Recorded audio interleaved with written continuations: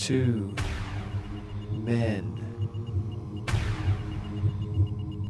2 philosophies, 2 choices, 1 decision. You decide.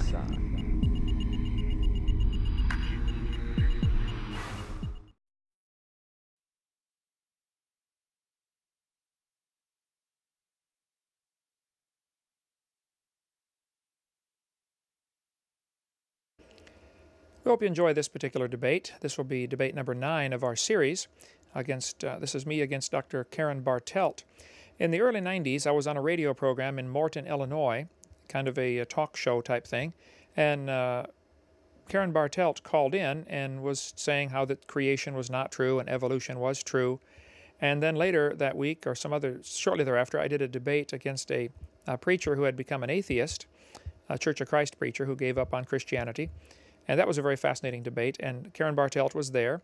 And she wrote in quite a lengthy letter to the editor, which is currently on the website. If you look up Bartelt or Hovind, you'll find her letter on there, complaining about my poor visuals being of poor quality and things like that, and saying how that evolution is a fact. And so I was very happy when she agreed to debate me publicly. Most of her debate, as we did this one in Peoria, Illinois, at a Unitarian church, most of her objections seemed to be personal. She was objecting to me personally, to my degree, to my credentials, et cetera, as opposed to dealing with the subject matter. But we think you really enjoy this one. This is going to be the only debate that we've ever done that I'm going to stop from time to time and put in my comments, edit things into this debate. And anyone is certainly welcome to schedule. I'd be glad to come debate against any 2 or 3 or 4 professors at a time, as long as each side gets equal time. There is absolutely no evidence whatsoever for the general theory of evolution. It is a religion. It is something people choose to believe in spite of the lack of evidence. And I'd sure like to challenge you to rethink what you believe. We hope you enjoy this one. Thank you. Many people have asked me why I decided to appear with Kent Hovind, and a few discouraged me from doing this. My reason for being here is solely that I believe Hovind is a proliferator of scientific illiteracy, and I want to do what I can to make the public aware of the fallacies of his arguments. Hovind might say that evolution is a religion. Well, he's entitled to his opinion, but it's clearly been stated in the 1994 Pelosi decision that evolution defines a biological concept, and Pelosi's complaint was rejected because the Supreme Court has held unequivocally that while belief in a divine creator of the universe is a religious belief, the scientific theory that higher forms of life have evolved from lower forms is not. So, definition's fine, but the courts aren't buying it. Well, he might then go on about evolution being only a theory. I'm sure sick and tired of hearing that one. You're darn right it's a theory.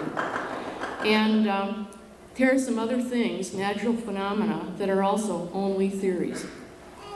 The sphericity of the Earth, gravity, atomic theory, electric theory. They're all very good theories. Now, what is a theory? A good theory is a hypothesis which has been subjected to many tests. They are never proven absolutely true. They're based upon long-term observation and correlation. They're not believed, but accepted provisionally. They're strengthened as data from different disciplines are explained, and they make predictions that can be tested. And the evidence showing that evolution has occurred is stronger than that which shows that the planets go around the sun, because it comes from a wider variety of areas.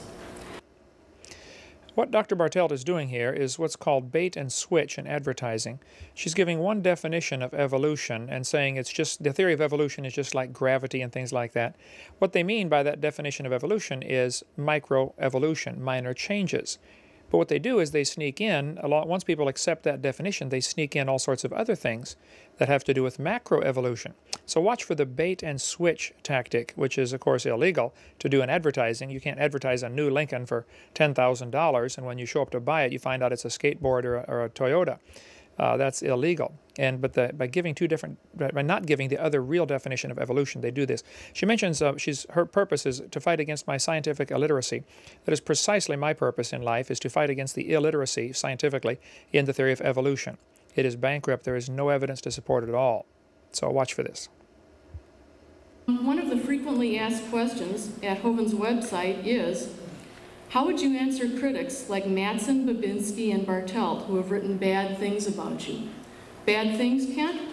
Well, Dave Madsen has written this point-by-point refutation of Hovind's young Earth arguments. This is available, you can download this from the web.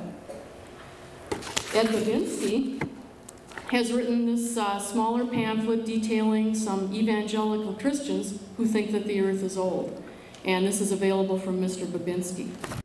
Karen, these comments that these fellows have made, Babinski and Madsen, I have read very carefully, and I certainly appreciate anyone who criticizes my ministry. Critics can be your best friend. They can show you things that you're saying that are wrong, and I have definitely made some changes because of their comments. But if there's any particular individual one you'd like me to comment on, I'd certainly be glad to, on the books that these guys have written about me. The answers that they give to my questions and the criticism they give is absolutely silly, and I felt was not even worth an answer. I'd certainly be glad to debate them or anybody else publicly, and I'd be glad to come debate at any university or college that you know of. I think anyone who reads their answers or reads their comments with an open mind, if they have any questions about it, please call me. I'll be glad to answer anything they have written. I just didn't feel like it was worth wasting time to answer that big book. Like Nehemiah, in the book of Nehemiah, he was asked to come down and stop his great work while they discussed some things with him. His enemies asked him to do that. He said, I'm doing a great work, I cannot come down. So I haven't taken time to answer all their critics, but I certainly would be willing to if you'd like to call on the phone, but I will not respond in writing because it simply takes too long. Thank you.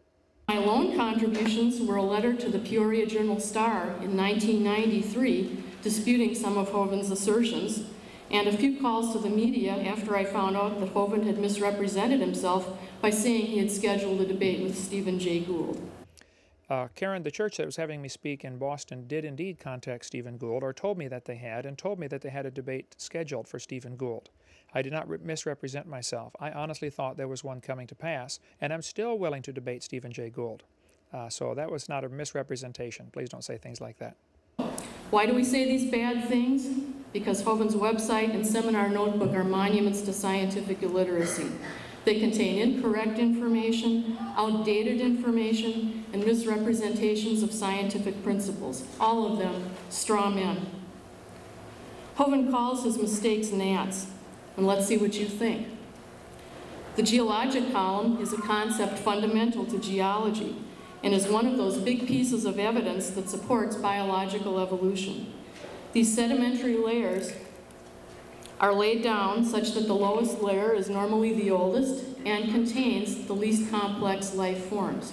As one goes to higher and higher layers, we see the emergence of more complex life forms. Accusations concerning the geologic column abound in Hovind's publications. He asserts that the geologic column does not exist in the world anywhere except in textbooks, and that it was made up by evolutionists to discredit the Bible. What is the reality? Well, first of all, a complete geologic column exists in North Dakota and at least 26 other